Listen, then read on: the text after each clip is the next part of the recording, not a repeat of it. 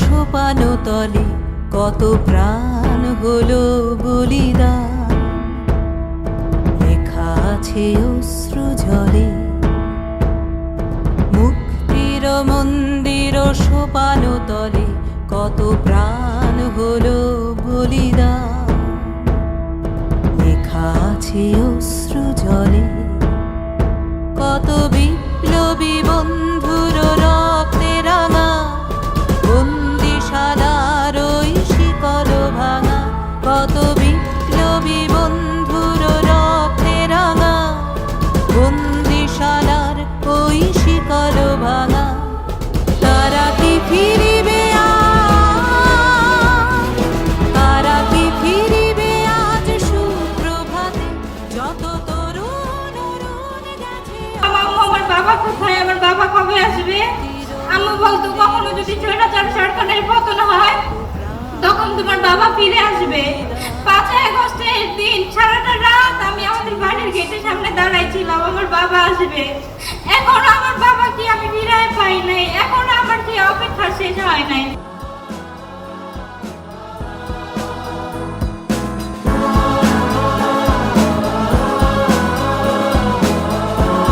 গাজীপুরে উনি উপহার দিচ্ছেন, তিনি হলেন তাপসী তন্ময় চৌধুরী তমা, জনাব এম মঞ্জুরুল করিম রনির সহধর্মিনী।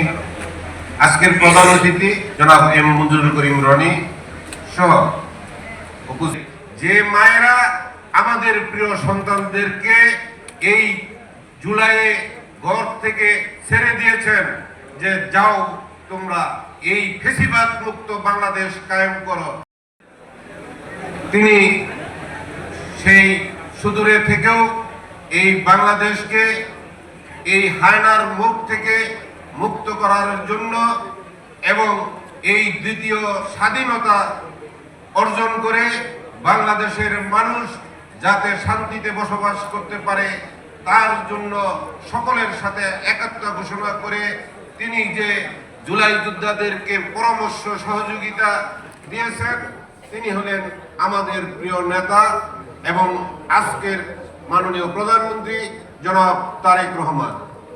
জেলা প্রশাসন সেই একই চেতনাকে ধারণ করে একই উদ্দেশ্যকে সামনে নিয়ে আজকে কাজ করে যেতে চাই।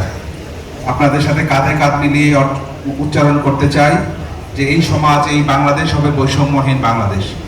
বিশেষ করে তাপসী তন্ময় চৌধুরী, তাকে আমি ধন্যবাদ জানাই, কৃতজ্ঞতা জানাই এই আয়োজনের জন্য। আমরা যেন শহীদের পরিবারকে এবং শহীদ যোদ্ধাদেরকে তাদের যে প্রত্যাশা সেটা পূরণে যেন আমরা কাজ করতে পারি। আমাদের মাননীয় প্রধানমন্ত্রী ইতিমধ্যে ঘোষণা দিয়েছেন জাতীয় সংসদে যে শহীদ জুলাই সনদ যেটা আছে সেটা অক্ষরে অক্ষরে বাস্তবায়ন করা, এটাকে নিয়ে যেন আর রাজনীতি করা না। একটা একটা করে মৃতদেহগুলো দেখলাম। প্রথমে শহীদ আবু সাইদ, তারপরে ওয়াসিম, তারপরে মুগ্ধ এবং শেষ পর্যন্ত ছোট্ট রিয়া গোপের খেলতে থাকা ছোট্ট দেহটা কিভাবে লুটিয়ে পড়লো, সেই দৃশ্যকে আমরা কেউ ভুলে গেছি? আল্লাহ যেন সেই দিন আমাদেরকে আর কখনো না দেখান।